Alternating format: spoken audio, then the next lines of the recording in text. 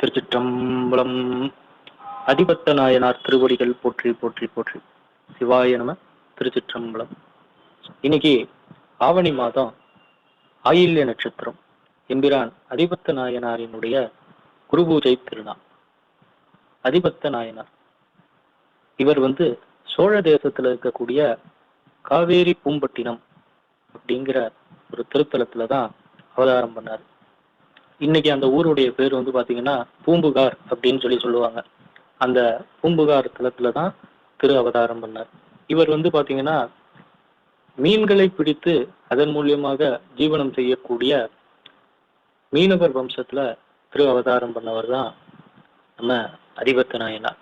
அதோட சேர்த்து கடல்ல கிடைக்கக்கூடிய சங்கு, முத்து, பவழம் இது மாதிரியான பொருட்களையும் வியாபாரத்துல ஈடுபட்டாங்க.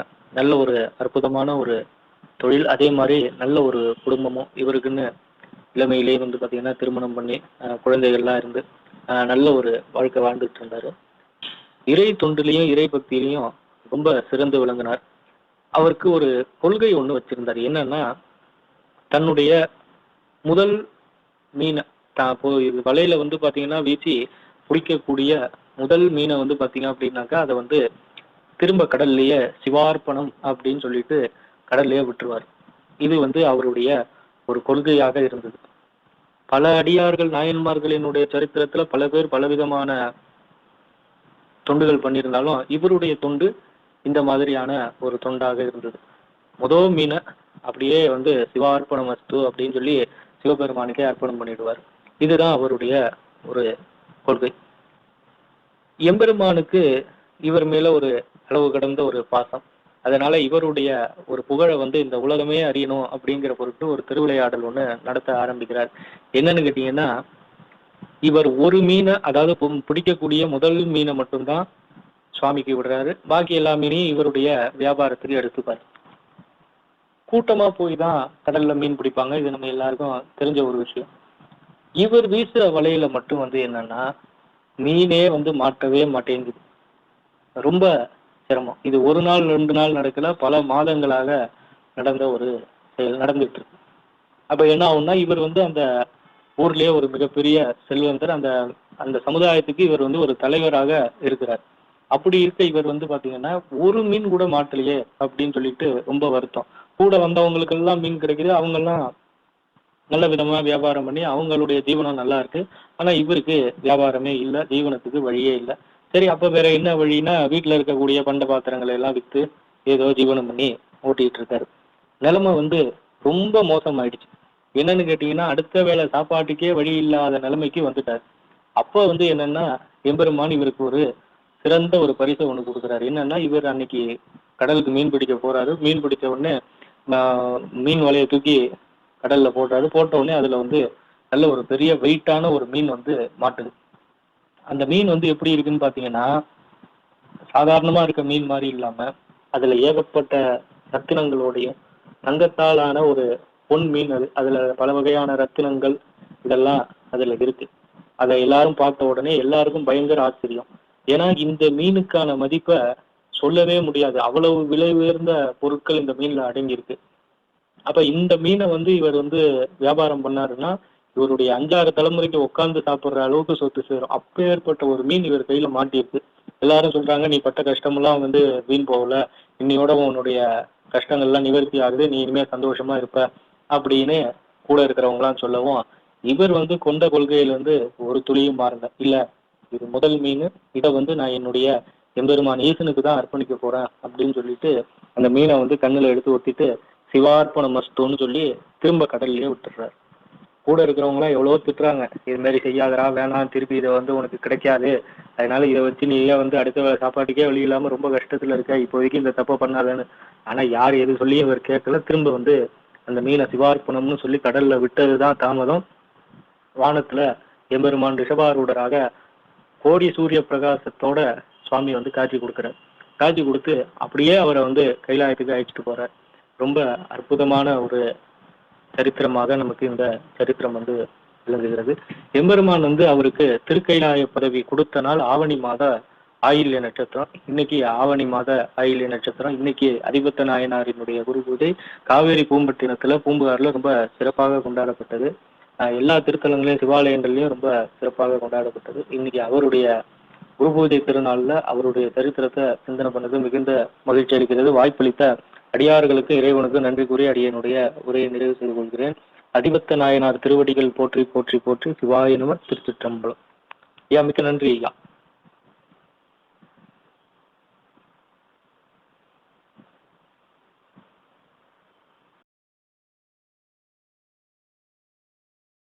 சிவராஜன்ஜி ரொம்ப நன்றிங்க ஐயா.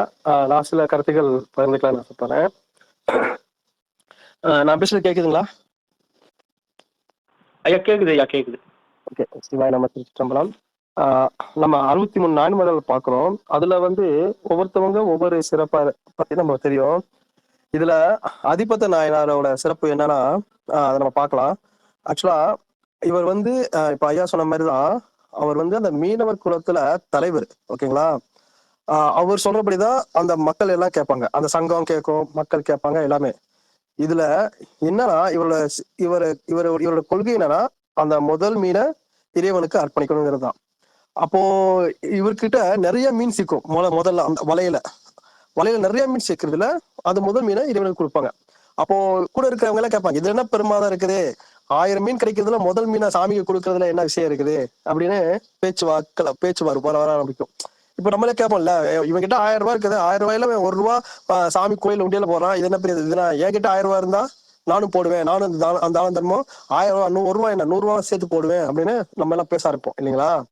அப்போ இறைவன் தன்னோட சிவபெருமான் என்ன நினைக்கிறாரு, என்னோட பக்தன் எப்படிப்பட்டவன், உங்களுக்கெல்லாம் அது முதல் மீன் ஏதோ கிடைக்கிற 1000 மீன்ல அந்த முதல் மீன் தான் சாமி கொடுத்துட்டு பண்றான், அப்படி கிடையாது. அவன் வறுமையின் பிடியில இருந்தாலும் அவனோட கொள்கையிலையும் அந்த அன்புலையும் இறைவன் மீது அன்புலையும் உறுதியா இருக்கிறாங்கிறத சிவபெருமானுக்கு தெரியும். ஆனா அந்த மக்களுக்கு உணர்த்தணும் இல்லையா? இல்லைன்னா என்ன நினைப்பாங்க, என்ன 1000 ரூபாய் கிடைக்கல 1 ரூபா கிடைக்கிற பெரிய விஷயமா நினைப்பாங்க. அப்போ கொஞ்சம் கொஞ்சமா அவருக்கு வறுமை வருது. இன்னைக்கு வலையில போய் போட்டா மீன் கிடைக்கிறதே இல்லை. ஓகேங்களா?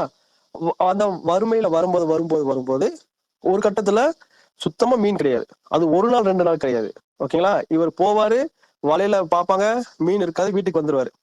அப்போ இவரோட சேர்த்து வச்ச சொத்துக்கள் எல்லாம் போகுது, வீடு வாசல் எல்லாமே போகுது.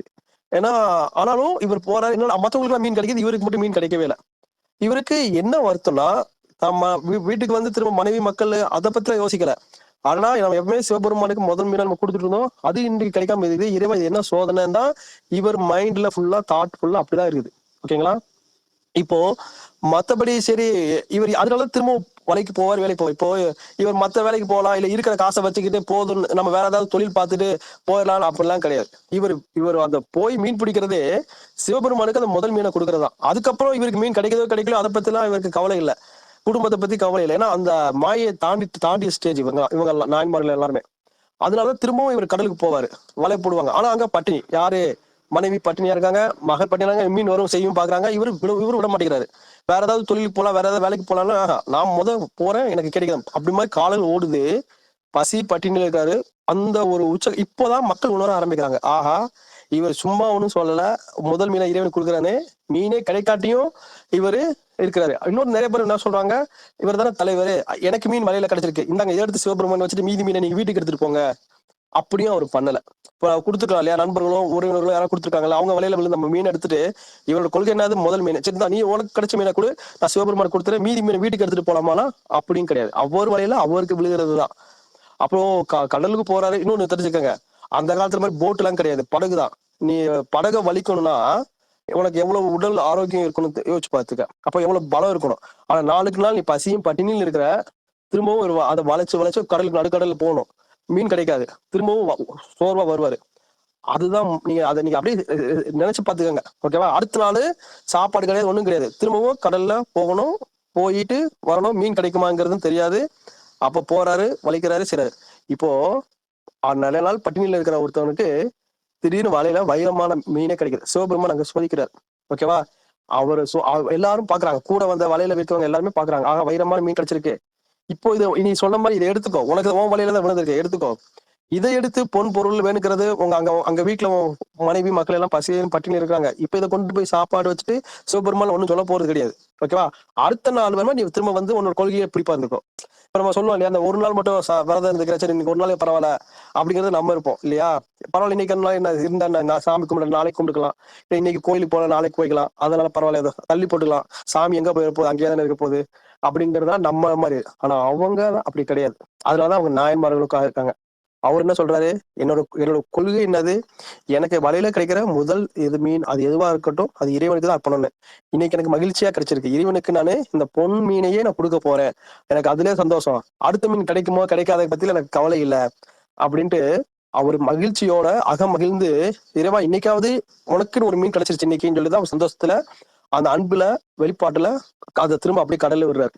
இப்பதான் வந்து இறைவன் வந்து காட்சி கொடுக்குறாங்க. தன்னோட பக்தன் எப்படிப்பட்டவரு, அதிபத்த நாயனார் எப்படிப்பட்டவர் இருக்கிறாரு, எப்படி பக்தியில இருக்காரு, சிவபக்தியில இருக்கிறாரு அப்படின்னு மக்களும் இப்பதான் உணர்றாங்க. அந்த பொன் மீனவே கொடுத்துட்டா வேற யாரும் அப்படிலாம் பண்ணிக்க முடியாது. பசி பட்டினி கண்ணு காது எதுவுமே கேட்கல செய்யல, சரி இந்த ஒரு தடவை வாங்கி போய் வித்தா கோடி கணக்கில் வரும், அடுத்த நாள்ல இருந்து கொள்கையை ஃபாலோ பண்ணிக்கலாம், ஒன்றும் பிரச்சனை கிடையாது. வீடு எல்லாம் பணம் கொட்ட போகுது, அப்புறம் அதுல இருந்து திரும்ப இது பண்ணிக்கலாம்னு. அது அப்படிலாம் கிடையாதுன்ட்டு அவர் கொட்டுறாரு. அங்கதான் அவர் வந்து சிவபெருமான் என்ன சொல்றாரு, நீ வந்து இந்த மெட்டீரியல் லைஃபுக்கு கிடையாது, நீ பற்ற விட்டுட்ட, அன்பின் மிகுதி ஆயிட்ட, இனி உனக்கு இங்க இடம் கிடையாது, இந்த பூலோகத்துல இடம் கிடையாது, வா என் கூட கைலாயத்துக்குன்னு இறைவன் கூட்டுக்கிறார். இப்போ இதுதான் நம்ம கதையா பார்த்தோம் இல்லையா. இதுல இருக்க சூக்குமமான கருத்துக்களா பார்க்கும்போது என்னன்னா, நம்மளும் இந்த பூமியில சில ஆசபாசங்கள் சில கடமைகளை நம்ம நிறைவேற்றுறதுக்காகத்தான் வந்திருக்கிறோம். ஓகேங்களா? அத இறைவன் சரி இறைவன் வந்து எப்படி கொடுப்பாருன்னா, நீங்க நல்லா சூக்கமா உள்நோக்கி பாத்தீங்கன்னு வச்சுக்கோங்களேன். இப்ப எனக்கு வந்து அல்வா சாப்பிடணுங்கிற ஒரு ஆசையில இருக்கிறேன் அப்படின்னா, இறைவன் வந்து உங்ககிட்ட நீ அல்வாலாம் சாப்பிடக்கூடாது, நீ மோட்சத்துக்கானவன், அதனால கட்டுப்படுத்திக்கோ செஞ்சுக்கோ அப்படிலாம் சொல்ல மாட்டான். என்ன பண்ணுவான், உனக்கு அல்வா வேணுமா, இந்த முந்திரியோட சேர்த்து சாப்பிடு, சாப்பிட்டுக்கிட்டே இரு, திரும்ப திரும்ப சாப்பிடு, உனக்கே ஒரு கட்டத்துல தகிட்டிடும், ஆனா போதும் அப்படின்னு. அது மாதிரி நமக்கு என்னென்ன இச்சைகள் இருக்குதோ அதை அனுபவிக்க சொல்லுவான். நாமங்கிறது ஆன்மா. அதுக்காகத்தான் தனு கரண புவன போகங்களை கொடுத்திருப்பான். ஓகேங்களா? போகம்ங்கிறது அனுபவிக்கிறதுக்காகத்தான், போக மூர்த்தியாகவும் அவன் தான் இருக்கிறான். என்னன்னா அது ஆன்மா அதுல உழன்று உழன்று உழன்று உழன்று ஒரு கட்டத்துல அது வந்து பழுத்துரும். பழுத்துருச்சுன்னா, எப்பா சாமி போதும், எனக்கு இந்த வாழ்க்கை வேணாம், எது வேண்டாம், எனக்கு எது நிரந்தரமான அன்பு, எது நிரந்தரமான இன்பம்ங்கிறத நான் உணர்ந்துட்டேன் அப்படிங்கிறத அது உணர ஆரம்பிக்கும். நல்லா தெரிஞ்சுக்கோங்க, இந்த மெட்டீரியல் லைஃப்ல இன்பமும் இருக்கும் துன்பமும் இருக்கும், அதுதான் நியதி. நீ அல்வா சாப்பிட்டேன்னா அது திகட்டும், ஐ மீன் அது சுவையா இருக்கும், இனிப்பா இருக்கும். ஆனா அதுவே சாப்பிட்டுட்டே இருந்தனா உனக்கு அதுக்குரிய பாதிப்புகள் ஏற்படதான் செய்யும். அது மாதிரி இந்த மெட்டீரியல் லைஃப்ல நம்ம அனுபவப்படப்பட இன்பமும் வரும் துன்பமும் வரும்.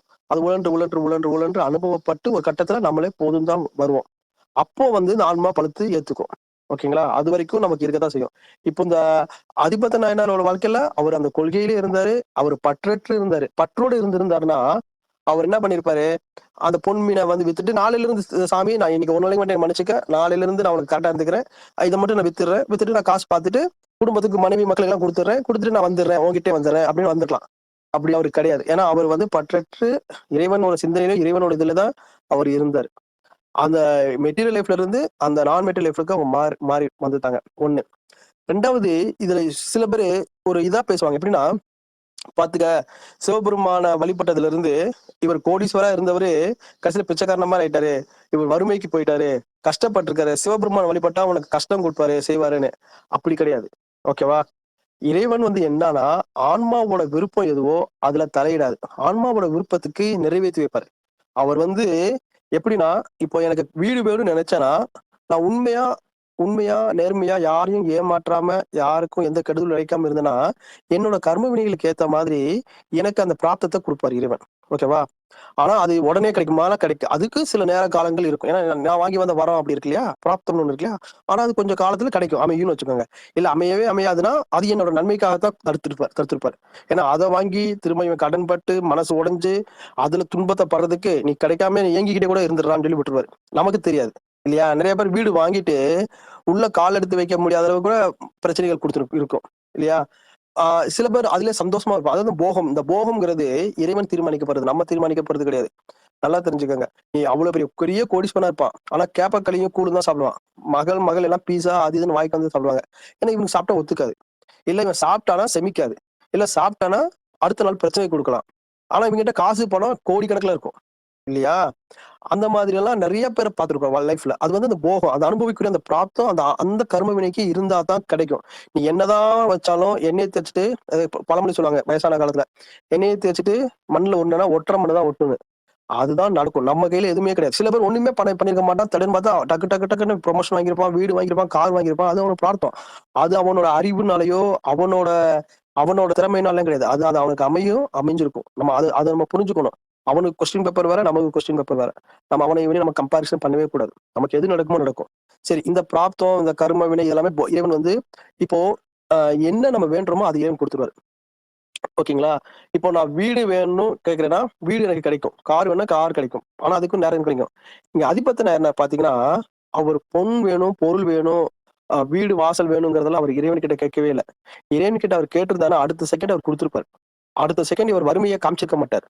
இங்க நம்ம அதுதான் தப்பு பண்றோம். சிவபெருமான் வழிபட்டா உடனே அவர் சோதிப்பாரு, இருக்கிற வீட புடுங்கி விட்டுருவாரு, நம்ம சாமியார் ஆக்கிருவாரு அப்படிலாம் கிடையாது. யார் யாரு என்ன கேட்கிறாங்களோ, அத அவங்களுக்கு இறைவன் சிவபெருமான் ஒருவனா குடுக்க அவனுக்கு மிஞ்சி எதுவும் கிடையாது. குபேரனுக்கு குடுத்தவரே இவர்தான். கிருஷ்ண பெருமானுக்கு அந்த சக்கரத்த குடுத்தவரும் சிவபெருமான் தான். எல்லாமே எல்லாருக்கும் யார் யாருக்கு என்ன கேட்கிறாங்களோ, தாமரை கண்ணுங்கிற பேரு அவர்தான். எல்லாருக்கும் எல்லாமே யார் யாருக்கு என்ன என்ன கேட்கிறோமோ குடுக்குறது அவர்தான். ஓகேவா? அந்த போகமூர்த்தியும் அவர்தான். நம்ம என்ன கேட்கிறோங்கிறத பொறுத்து தான் இருக்கு. இப்போ காரைக்கால் அம்மையார் எடுத்துக்கங்க. அவங்க கேட்ட உடனே மாம்பழத்த குடுத்து அவரால ஒரு குழந்தைய குடுக்க முடியாதா? இல்ல குடும்பம் குழந்தையோட அவங்கள சந்தோஷமா வாழ வைக்க முடியாதா? ஏன்னா அந்த அம்மா கேட்கல. அந்த அம்மா வந்து கேட்டதே சிவபெருமான மட்டும் தான் கேட்டது. அதனால சிவபெருமான மட்டும் தான் அந்த அம்மாக்கு குடுத்திருக்கிறாரு. நம்ம நினைச்சுக்கிறோம் சிவபெருமான் வழிபட்டதுனால அவருக்கு குழந்தை இல்லாம போச்சு. சிவபெருமான் வழிபட்டதுனால அவங்க கஷ்டப்பட்டாங்க. புருஷனை விட்டு பிரிஞ்சிருந்தாங்கன்னு. அவங்க ஏதோ நான் புருஷன் கூட வாழணும், எனக்கு 3 குழந்தை வேணும்னுலாம் கேட்கல. அந்த அம்மாவோட மனசுல அது இல்ல. அந்த அம்மா மனசுல குழந்தையில இருந்தே சிவபெருமான், சிவபெருமான், சிவபெருமான் தான். அப்பாவோட வேண்டுதல்படி அப்பாவோட பேச்ச தட்டக்கூடாதுன்னு கல்யாணம் பண்ணாங்க. கல்யாணம் பண்ணும் புருஷனுக்கு உண்மையாவும் இதாவும் இருந்தாங்க. ஆனா, அவன் பார்த்து பயந்துட்டான். என்னடா இது இந்த அம்மா கேட்டோனே மாம்பழம் வருது. இந்த அம்மா கேட்டோனே சிவபெருமான் கடவுளே நேர்ல பேசுறாங்கன்னு. ஏன்னா அவன் நம்மள மாரி சாதாரண மனுஷன். இந்த அம்மா கூட எப்படி நான் குடும்பம் நடத்துறதுன்னு அவன் ஓடிட்டான். அவன் வந்து இந்த அம்மாவ புடிச்சு ஆன்மீக முக்தி அடைஞ்சதால அதுவும் கிடைச்சிருக்கும். ஆனா அவனுக்கு அவனோட விருப்பம் வேறதா இருந்தது. அதுக்கேத்த மாரி அவன் போயிட்டான். இந்த அம்மாவோட விருப்பம் வேற மாரி இருந்தது. அதனாலதான் சரி இதுக்கப்புறம் எனக்கு இந்த தசைப்பதி வேண்டாம் அப்படின்னு கேட்டதும் அதுவும் உடனே கிடைச்சது. அந்த அம்மா கேட்டது காரைக்கால் அம்மையார் கேட்டது எதுவுமே சிவபெருமான் வந்து டிலே பண்ணவே கிடையாது. அடுத்த வருஷம் வாழ பொறுமையா இல்லன்னு சொல்லவே கிடையாது. யாராவது நம்மை பெண்ணும் அம்மைக்கான என்னோட அம்மான்னு சிவபெருமான் வாயால சொன்ன ஒரே ஆளு காரைக்கால் அம்மையார் தான். அவங்களுக்கு செய்ய மாட்டார் இல்லையா?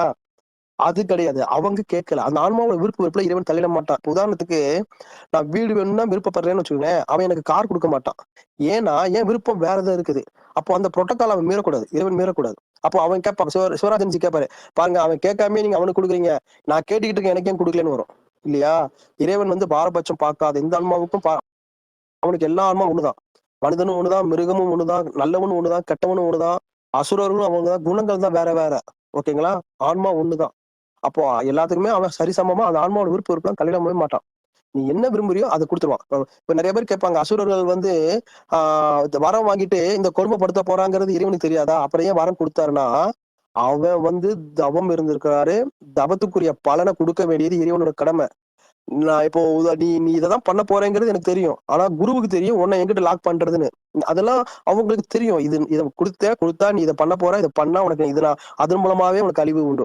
அந்த வரத்தை வாங்குறவன் அத மூலமா தவறு செய்து அந்த தவறுனாலதான் அவனுக்கு அழிவே வரும். அப்ப அவனுக்கு அழிவு வரணும்னா அவன் இதெல்லாம் ஆட விடுவாரு. ஆட விட்டுதான் அடிக்கணும். அப்ப அவனுக்கு கொடுத்துதான் ஆகணும். கொடுக்காம விட்டுட்டா இந்தாப்பா நீ கொடுத்தா நீ இதை பண்ண போற, நீ இதை பண்ணனா அவனை அழிச்சிருவேன்லாம் சொல்ல முடியாது. அது எல்லாருக்கும் பொருந்தும். இதெல்லாம் இது அப்ப அவர் முன்னாடி சொல்லிட்டாருன்னா இன்னொருத்தன் கேட்பான் எனக்கு ஏன் சொல்லலன்னு வரும் இல்லையா? சோ இப்போ அதிபத்த நேரம் விருப்பம் அது அவரோட விருப்பத்துக்கு ஏற்ற மாதிரிதான். நான் இதை எதுக்கு சொல்ல வரேன்னா சிவபெருமான் வழிபட்ட உடனே வறுமை வந்துருமா? சிவபெருமான் வழிபட்ட உடனே நம்ம வறுமையில நமக்கு ஆக்கிதான் நம்மள சோதிப்பாரோ? அப்படிலாம் கிடையாது. அவங்கவங்க என்ன விருப்பப்படுறாங்களோ அதுக்கேத்த மாதிரிதான் அதை இறைவன் கொடுப்பான். அதுல மாற்றமே கிடையாது. நம்ம நமக்கு என்ன வேணுமோ இப்ப நான் இந்த மெட்டீரியல் லைஃப்ல தான் இருக்கிறேன். நான் இதுல சந்தோஷமா இருக்கணும், குடும்ப குழந்தையோட இருக்கணும், இங்கேயே நான் அடுத்த ஜென்மமும் பிறக்கணும், பிறந்து நான் இதுவே பண்ணணும்னா சதாஸ்துவில் கொடுத்துருவான். ஆனா உன் பிரச்சனை என்ன தெரியுமா? நீ இந்த புத்தி உனக்கு அடுத்த வருமானு தெரியாது. இன்னைக்கு இருக்கிற இந்த சித்தம் நாளைக்கு இருக்குமான்னு தெரியாது.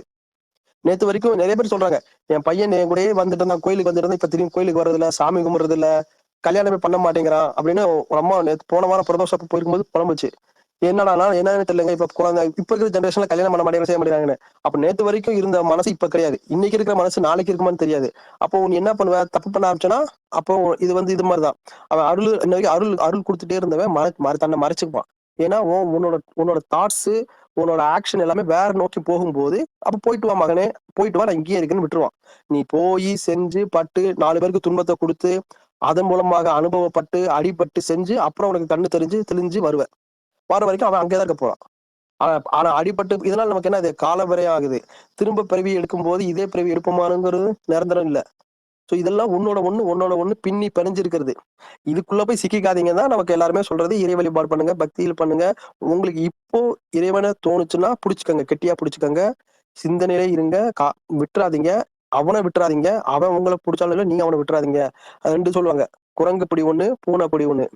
எப்படி பூனை வந்து தான் குட்டியை கவறதும், குரங்கு குட்டி குரங்கு தாய் குரங்கு கவிக்கிறதும். நம்மளா குரங்கு மனசு உள்ளவங்க என்ன பண்ணோம், இறைவனை கெட்டியா பிடிச்சுக்கணும். அவன் மரத்து மேல தாவணும், நம்ம அவனை விடக்கூடாது. அது மாதிரிதான் சில பேருக்கு இருக்காங்க, இறைவன் அவங்களே பார்த்து எடுத்து கூட்டு போயிட்டு இருக்கிறது இருக்குது. ஓகேங்களா? சோ நமக்கு இந்த அதிபத்த நாயனால என்ன தெரிஞ்சுக்கிறோம்னா, அவங்க எப்படி கொள்கையில இருந்தாங்க, இந்த மாயைக்குள்ள சிக்காம எப்படி இறைவனோட அன்புல இருந்தாங்க அண்டு அதே மாதிரி மேலோட்டமா கதையை பார்த்துட்டு இறைவனை வழிபட்டா நமக்கு வறுமையாயிருமோ அப்படிங்கிற மாதிரிலாம் நினைக்கக்கூடாது. இதை ஏன் சொல்றேன்னா, சில பேர் நினைப்பாங்க, இப்ப இந்த மளிகை கடை வச்சிருக்கவங்க என்ன பண்ணாங்க, முதல் வர சாமிக்கு கொடுத்துருவாங்க. அப்புறம் இப்படியே பண்ணிட்டே இருப்பாங்க. சில பேர் நினைப்பாங்க, நமக்கும் வறுமை கொடுந்து கடன்ல பிரச்சனையாகி அப்புறம் இறைவன் நம்ம சோதிச்சிருவாரா, இறைவன் எல்லாம் அவனை சோதிக்கிறதுலாம் கிடையாது. உன் கர்ம வினை என்னமோ, உன் பிரார்த்தனை என்னமோ அதுதான் நடக்கும். நீ கஷ்டப்படணும்னா கஷ்டப்படுவ, நீ சந்தோஷமா இருக்க சந்தோஷப்படுவ. நீ சந்தோஷப்படும் போது இறைவன் உன்னை தடுக்க முடியாது. இவன் சந்தோஷமா இருக்கலாம், இவனுக்கு எப்படி அப்படிலாம் தடுக்கலாம் முடியாது. உனக்கு என்ன இருக்கோ அதை நீ அனுபவிப்ப. ஆனா அந்த அனுபவத்துக்குரிய பலனை வந்து அப்படியே இப்ப உதாரணத்துக்கு என்னோட விதி விதி வந்து நான் வந்து மேல இருந்து கீழே விழுகணுங்கிறது விதி. ஓகேவா? 3வது மாடியில இருந்து கீழே விழுகணுங்கிறது விதி. இதை இறைவனால தடுக்க முடியாது. ஆனா இறைவன் என்ன பண்ணுவானா, இந்த இன்சிடென்ட்டை எனக்கு கனவுல கொடுத்துருவான். கனவுல டக்குன்னு முடிச்சு பார்த்தா விழுந்த மாதிரி இருக்கும். எனக்கு படபடக்கும், வேர்க்கும். நல்லா தெரிஞ்சுக்கங்க, கனவுதான். ஆனாலும் நம்மளோட கருவிகள் எல்லாம் வேலை செய்யும். அதனாலதான் அதுக்கு வேர்க்கும், நெஞ்சு படபடக்கும். ஏன்னா நம்ம அது தாட்ஸோட ஆப்ஷன்ஸ் அந்த இப்ப விர்ச்சுவல் ரியாலிட்டின்னு நீங்க பாத்திருப்பீங்க, விஆர் வச்சு. அதாவது நடந்த மாதிரி இருக்காது, ஆனா நடந்திருக்கும் போது உங்களுக்கு கேம் விளையாடும் போது பாத்தீங்கன்னா உங்களுக்கு நெஞ்சு கடக்கும், அப்படி பைக் ஓட்டுற மாதிரி இருக்கும். எல்லாமே நடக்கும் விர்ச்சுவல் ரியாலிட்டியில. எல்லாமே அந்த அனுபவம் உங்களுக்கு ஏற்படும். ஆனா பார்த்தா நீங்க உண்மையில பைக் ஓட்டுறீங்களா, எடுத்து பார்த்துட்டு அதே இடத்துல தான் இருப்பீங்க, அதே ஸ்டோர்ல தான் இருப்பீங்க. அதே மாதிரிதான் உனக்கு அந்த அனுபவத்தை கொடுக்கணும், அவன் விர்ச்சுவல் ரியாலிட்டியா கொடுக்க முடியும். இல்லையா, நீ ரொம்ப பாவம் பண்ணிருக்கியா, நீ அந்த விர்ச்சுவல் ரியாலிட்டில நீ கேட்க மாட்டீங்கன்னா, மேல இருந்து கீழே விழுந்து உயிர் போகாம கை மட்டும் கால் மட்டும் அடிபட்டு அதுல இருந்து நீ அனுபவம் பண்றியான்னு பார்ப்பான். அப்பவும் நான் பண்ண மாட்டேன், என்கிட்ட கையில காசு இருக்கு, பணம் இருக்கு, நான் அப்போலோல போய் ட்ரீட்மெண்ட் எடுத்துட்டு திரும்ப வந்து நான் கொடுமைப்படுத்துவேன், செய்வேன், எல்லாரும் மக்களையும் துன்பப்படுத்துவேன், என்னால அந்த ஒரு ஆணவத்தோட இருக்கிற அப்படின்னா அதுக்கு மேல அவனுக்கு பண்ண தெரியும். ஏன்னா பிகாஸ் நீ கேட்டு வாங்குறது தான் எல்லாமே, அவன் கொடுக்கல. இவனை சோதிக்கிறது செய்யறது எல்லாமே வாங்குறது நீ, உன்னோட பிரார்த்தம் அதுதான். நம்மளோட மனசு, நம்மளோட எண்ணம், நம்மளோட செயல், நம்மளோட வாக்கு, இது மூலமா தான் நம்மளே வாங்கிக்கிற ஆப்பு. அவ்வளவுதான். நம்ம நல்லது நினைச்சோம்னா நல்லது, அதான் தீதும் நன்றும் பிறர் தரவாரா. இந்த ஒரு வரியில மொத்தத்தையும் முடிச்சுட்டாங்க இல்லையா? தீதும் நன்றும் உனக்கு வேற ஒருத்தன் தர போறது கிடையாது, பிறர் தரதெல்லாம் கிடையாது. நம்மளே நம்ம செய்யறத பொறுத்துதான் இருக்கு. சோ இந்த அதிபத்த நாயனார்கிட்ட ரொம்ப பிடிச்சதே, அந்த வறுமையிலையும் சிவத்துக்கும் அன்பையும் விடாம இருந்து செஞ்சு இந்த மாயையை கடந்து அவரை இறைவனோட சேர்ந்த இந்த நாள்ல நம்ம அவரை சிந்திச்சதுல ரொம்ப ரொம்ப நன்றி. சிவாய நம. திருச்சிற்றம்பலம். ரொம்ப நன்றி சிவராஜன்ஜி. சிவாய நம. திருச்சிற்றம்பலம்.